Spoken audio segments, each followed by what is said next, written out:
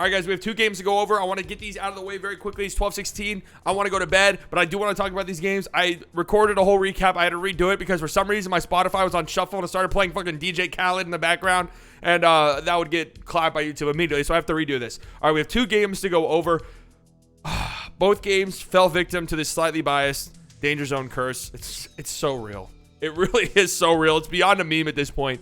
It is very, very real. Both teams that won tonight, I had in the danger zone at one point. Game 1, Hawks, Sixers. Game 5 in Philadelphia. The Hawks somehow win to take a 3-2 series lead going into Atlanta for Game 6. I didn't even put the Hawks in the danger zone. I put them a step above the danger zone. I think I word for word said I'm not even going to put them in the danger zone because it feels like beating a dead horse. That's what I thought this was.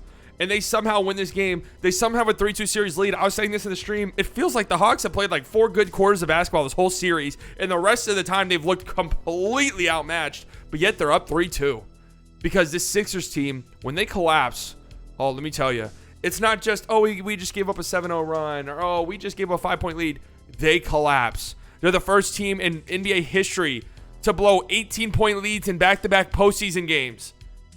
Excuse me?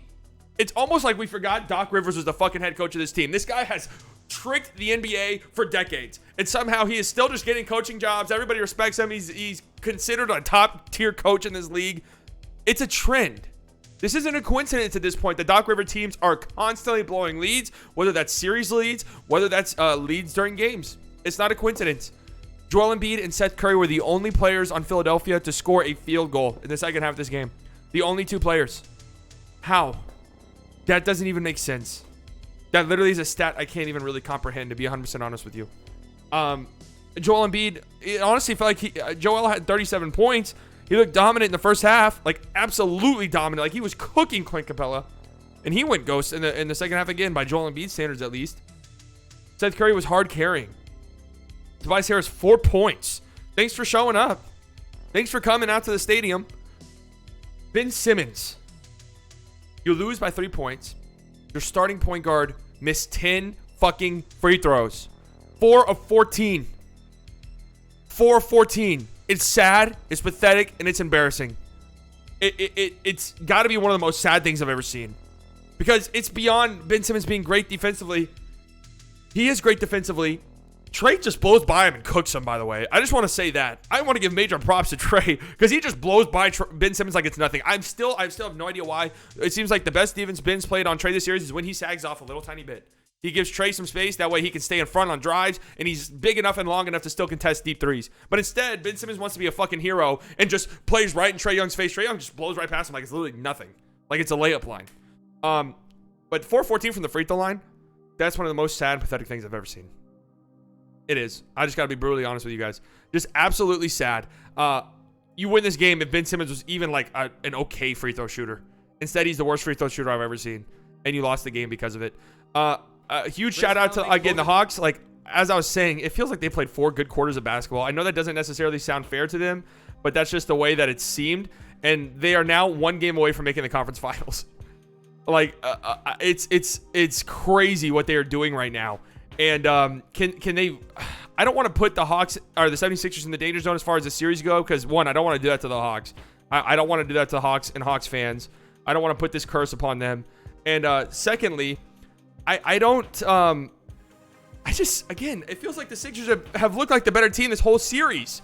Yet they just completely start shitting themselves whenever it's time to close out games. John Collins played really well. Trae Young obviously did his thing. He had a great night. But outside of that, it's like Bogey really didn't play all that great. He had 6 points. Kevin Huerter had 0 points, 0 of 7, and was minus 23 in a 3-point win. How does that make sense? And Lou Will, I can't believe what I'm looking at right here. Lou Will was a plus 31 in 23 minutes. A plus 31. Without Lou Will, this game's not even close. Like, without Lou Williams, I don't even know if Joel Embiid checks back into this game. Because it looked like the game was over. Joel Embiid was getting a standing ovation at the end of the third quarter when he checked out. He was waving at the fucking crowd. Like, it was like a celebration in Philadelphia. And then Lou Will could not miss. Could not miss. I think he scored 13 points in like the first 3 minutes of the fourth quarter. And that led to this huge comeback. It's embarrassing. This Philadelphia organization is embarrassing. Like, this was sad. This was sad and pathetic. Doc Rivers does it again, guys. and Joel Embiid goes ghost in the fourth quarter in the second half, and Ben Simmons misses 10 free throws. Like, Ben Simmons is not an elite player. I'm done hearing it. I don't care how good he is on defense. I really don't. If you can't be on the floor late in games because you're scared that you're going to get fouled, your coach does not want you on the floor because you're going to go to the free throw line, and you're a 30% free throw shooter in the postseason, you're not a top player. Get the fuck out of here with that. You're joking. You're joking. Next up, we have the Clippers and the Jazz. This is my most egregious danger zone of all time. This is my most egregious danger zone of all time, and that's saying a lot, honestly. But I think this one easily takes the cake, and I'll show you guys why. Point game. Yeah. 10-point game. Yeah. Jazz took a 10-point lead. Comfortable in this one, guys. This one's not failing. No, it's not, right? This one's not coming back to bite me. Surely not. You fucking dingus! Again, the slightly biased curse is unbelievable. I'm sorry.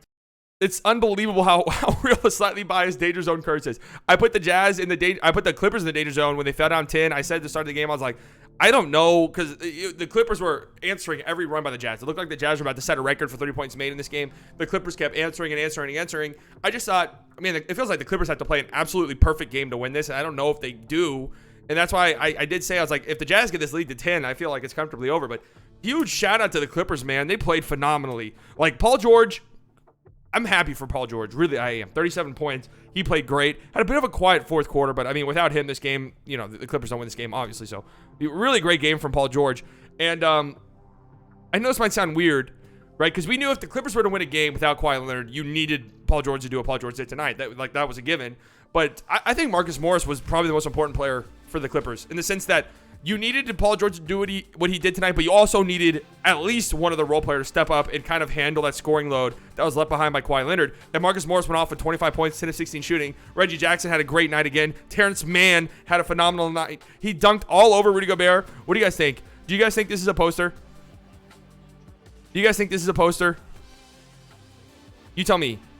I don't know. I usually am a little bit iffy on these dunks where, like,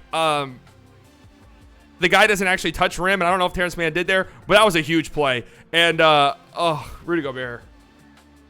Rudy Gobert had a huge stretch where he had, like, 6 straight points for the Jazz, all on offensive rebounds and tip-ins and putbacks.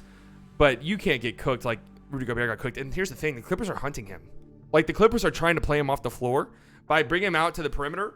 And guys are able to, like, you know, get enough space and shoot over him. Of course, you know, that's a lot to ask out of Rudy Gobert, out of any center, to be able to defend guys out on the perimeter like guards and talented wing players like Paul George. But a huge win for the Clippers. Now you just got to win one. Right? Now you just got to win one. I don't think Kawhi's playing at all the rest of this postseason. That's just the way that it sounds. You just got to win one now. Do you stand much of a chance in the conference finals? Well, if Chris Paul's missing a lot of time, maybe. But you just got to win one to win this series. Huge shout out to Paul George. Again, huge shout out to Marcus Morris. I mean, as far as the bench goes, Jordan Clarkson outscored the entire Clippers bench on his own. The starters carried the load for the Clippers. And I also want to shout out, like, Nicholas Batum, 9 points, but he had the most minutes on the team. He played very good defense and 4 steals, and he hit 3 threes, 3 of 6 from deep. Like, it was huge contributions from everybody in the starting lineup for the Clippers. And then for the Jazz, I mean, you're not going to win too many games when Donovan Mitchell plays that poorly. It just is what it is. Bojan looked like he was about to have a historic night, then he completely, you know, faded away in the second half. Jordan Clarkson, I don't think he had a single point outside of the first quarter of the game. So you're going to have to obviously get more out of him. And, you know, Royce O'Neal is just so limited offensively. 2 of 8 from deep, but he did play some pretty solid defense. But offensively, he's just so limited. You know, you just got to hope that Donovan Mitchell, because Donovan Mitchell looked like he was laboring tonight. Like, he looked like he was in pain for a lot of the game. You just got to hope that he, you know, progressively gets better as the series goes on, and you win the next 2 games. You got to win on the road to keep your chances alive, and then you probably like your chances in a game 7.